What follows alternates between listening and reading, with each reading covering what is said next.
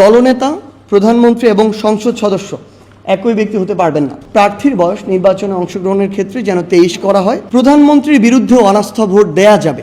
আমরা যে মৌলিক সংস্কারের কথা বলছি এটি কিন্তু শুধুমাত্র নির্বাচন কেন্দ্রিক নয়, কিংবা সংসদে 2/3 ভোট নিয়ে একটা সংশোধনী নয়, বরং আমরা মনে করি যে এটি হচ্ছে রাষ্ট্র ও সাংবিধানিক যে ব্যবস্থা সেটার ক্ষমতার ভারসাম্য, জবাবদিহি ও বিকেন্দ্রীকরণ নিশ্চিত করবে। আমরা এই মৌলিক সংস্কারের মূল কিছু উপাদান নিয়ে আমাদের জায়গা থেকে কথা বলেছি। আমাদের এই যে শাসন ব্যবস্থায় ফ্যাসিবাদী বা স্বৈরাচারী যে প্রবণতাটা, এই প্রবণতার যে উপকরণগুলো চিহ্নিত করতে হবে। এই উপকরণগুলো চিহ্নিত করে সেই অনুযায়ী ব্যবস্থা নিতে হবে। যেমন এককেন্দ্রিক যে ক্ষমতা, দলীয় বিবেচনায় যে নিয়োগগুলো হতো, পক্ষপাতমূলক যে নির্বাচন ব্যবস্থাগুলো আমরা দেখেছি, এবং নিয়ন্ত্রিত বিচার বিভাগের যে উদাহরণ আমরা দেখেছি, এই জায়গাগুলোতে কাজ করা। এরপরে আমরা আমাদের জায়গায় বলেছি যে গণতান্ত্রিক রীতি ও প্রক্রিয়ার পুনঃপ্রতিষ্ঠা করাটা গুরুত্বপূর্ণ, যেখানে জনগণের ভোট, মতামত এবং অংশগ্রহণটা এই সার্বিক নীতি নির্ধারণের মূল ভিত্তি হবে।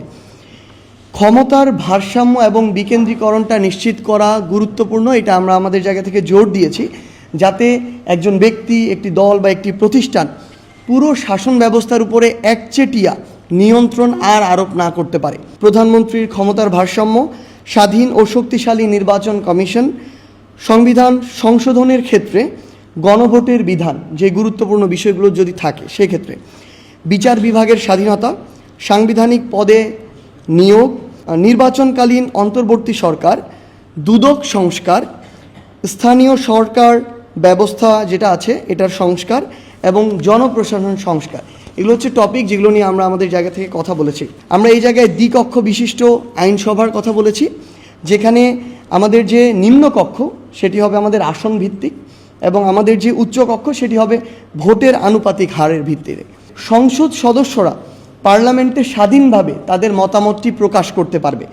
পাশাপাশি সরকারের যে স্থিতিশীলতা সেটিও যেন রক্ষা হয়, আবার যেন অস্থিতিশীল কোনো পরিবেশ না হয়, সেজন্য একটা সাংবিধানিক সেখানে ব্যবস্থা থাকবে। আমরা আগেও জানিয়েছি, আজকেও এটি পুনরাবৃত্তি করেছি যে ভোটারদের বয়স যেন 16 করা হয় এবং প্রার্থীর বয়স নির্বাচনে অংশগ্রহণের ক্ষেত্রে যেন 23 করা হয়। মৌলিক অধিকার বিরোধী দমনমূলক আইন ও সংবিধানের অনুচ্ছেদ 33(3) সংস্কার, 1974 সালের বিশেষ ক্ষমতা আইন বাতিল এবং সংবিধানের 33(3) অনুচ্ছেদের যে প্রতিরোধমূলক আটকের যে ধারা, এই ধারাটি আমরা সংস্কার করার কথা বলেছি।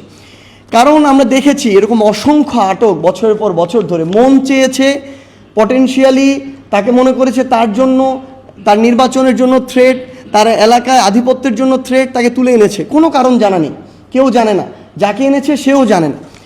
তো সেই জায়গায় এরকম এই জিনিসটি যেন পুনরাবৃত্তি না হয়, এই আটকের কারণটা জানাতে হবে।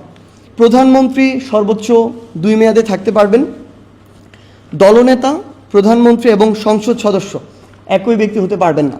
আমরা বলেছি যে পার্লামেন্টের বিরোধী দল ছায়া ক্যাবিনেট গঠন করতে পারবে। এই ছায়া ক্যাবিনেটের বেশ কিছু কাজ আমরা তুলে ধরেছি আমাদের জায়গা থেকে। সেখানে প্রধানমন্ত্রীর বিরুদ্ধে অনাস্থা ভোট দেয়া যাবে।